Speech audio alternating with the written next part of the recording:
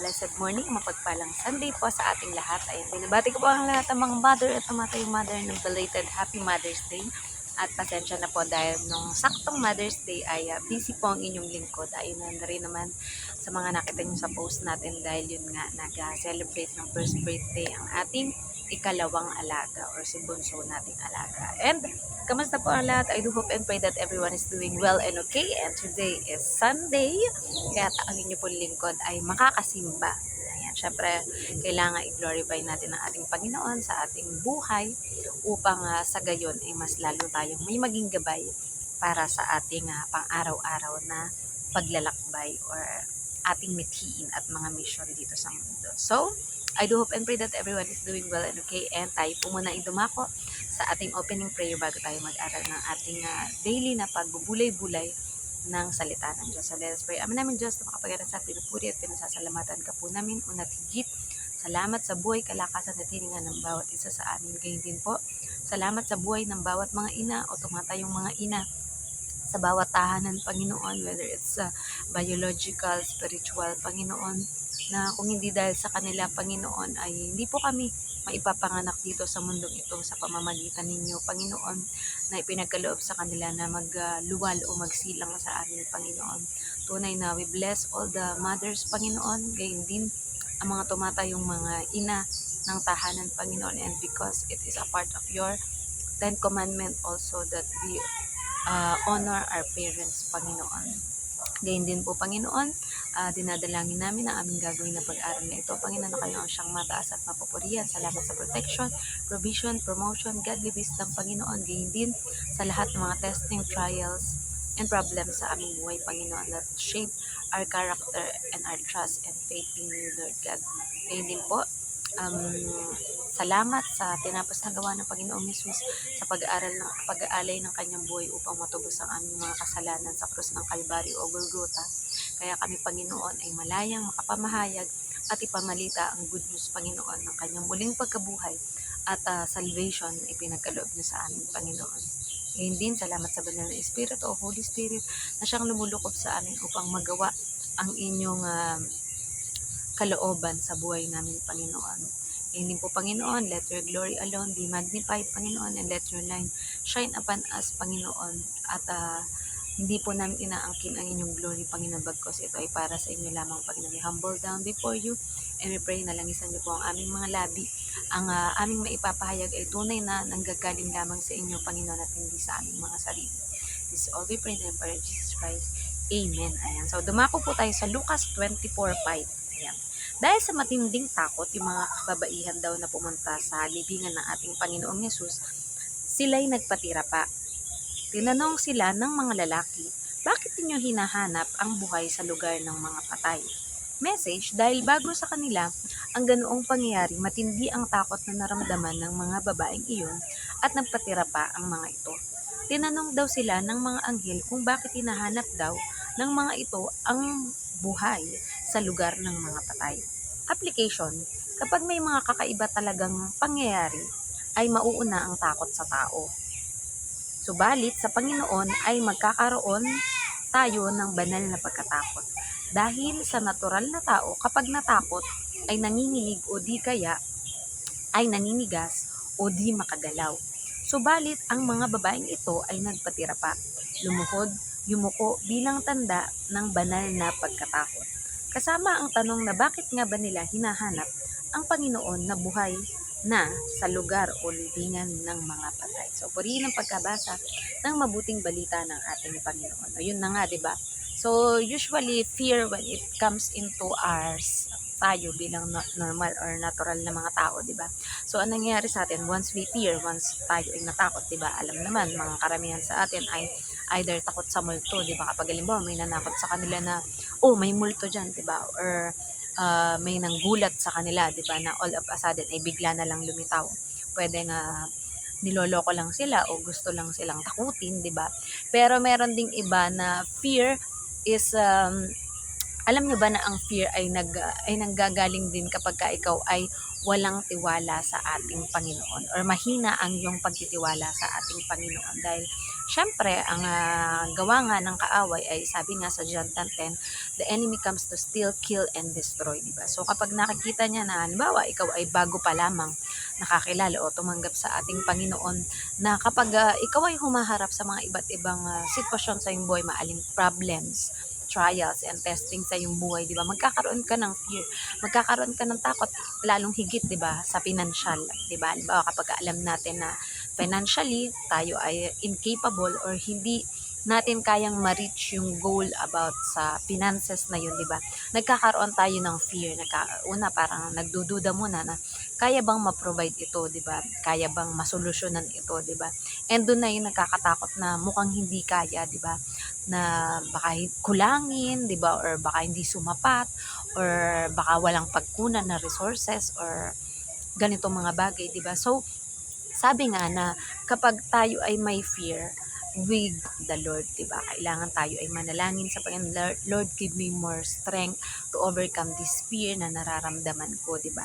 And dito, ayan, nakita nga natin na itong mga kababaihan na to is maaring unang reaksyon nila is na-shock sila, di ba? Unang reaksyon nila maaring nanigas or natakot na hindi nila alam ano ba ang mararamdaman namin, tatakbo ba kami or magtatago ba kami or what or something, kasi nga biglang sa libingan na yun, which is, di ba, usually alam naman natin na mga sementeryo o mga libingan ay dapat tahimik lang, di ba?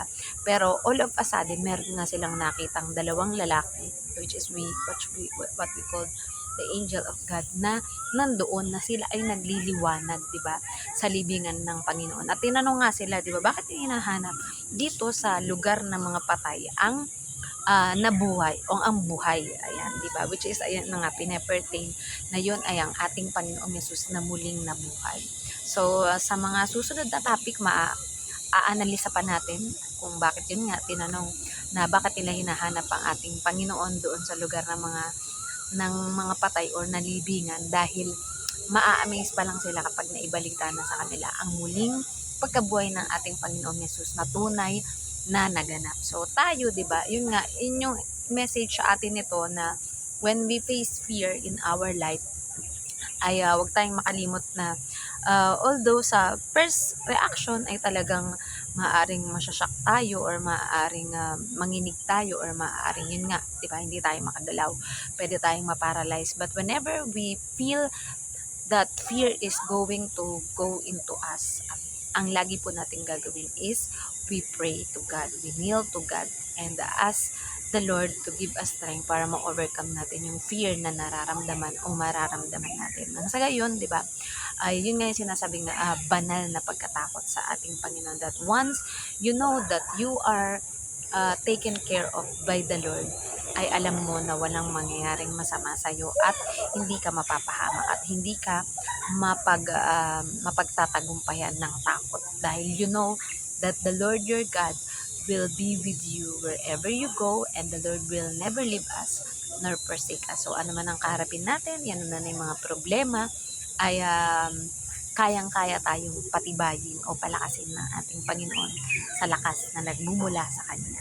So, ayan po, nawa po may natutunan kayo sa ating maiksing share ng devotion video, at pasensya na kung medyo limited ang time natin para tayo ay mag-devotion o magpaliwanag, but ayan, sisikapin natin na as times goes by na maipaliwanag ito ng mas matindi. At kung mapapansin nyo po, ay medyo hawak ako ng hawak sa aking katawan, dahil ako po ay kinakagat ng mga niknik at lamok, dahil nasa parke po tayo o nasa park o playground, which is alam niyo naman na inyong lingkod ay kagatin po ako ng lamok. Ewan ko, sobrang natatamisan o nasasarapan yata sila sa ating blood type or sa ating dugo. Ayan. So, ayan na nga, dahil sa weather din na pabago-bago, syempre, naglipanan na sila. Kaya, medyo uncomfortable din po akong mag-explain ngayon, dahil sandamukal po sila talaga na lumalapit sa akin. So, para hindi sila masyadong lumapit, ay kailangan natin silang i-wipe out, diba?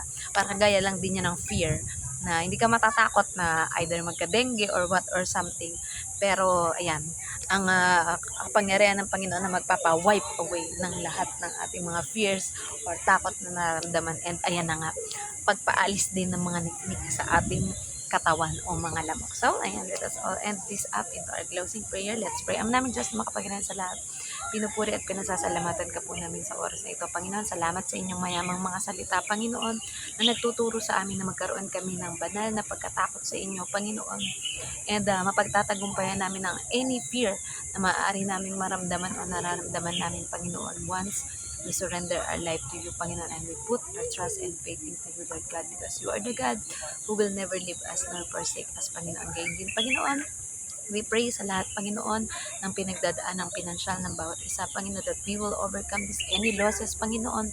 You can return it back and you can restore it, Panginoon, 100-folds and 1,000-folds, especially to your servant, Panginoon, at sa mga nagtitiwala at naglilingkod sa inyo, Panginoon. Gayon din, we pray for restoration, Panginoon, ng lahat ng mga relationship, ng family, churchmate, friends, relatives, Panginoon, mga churchmate, Panginoon, that kayo, Panginoon, magpapanumbalik ng pag-ibig ng bawat isa, Panginoon, for it to bloom again, Panginoon, and restore the good relationship that we have, Panginoon. Gayon din, Panginoon, I pray, Lord God, para sa lahat na may mga sakit at karamdaman, Panginoon, na you are the God who heals, Panginoon.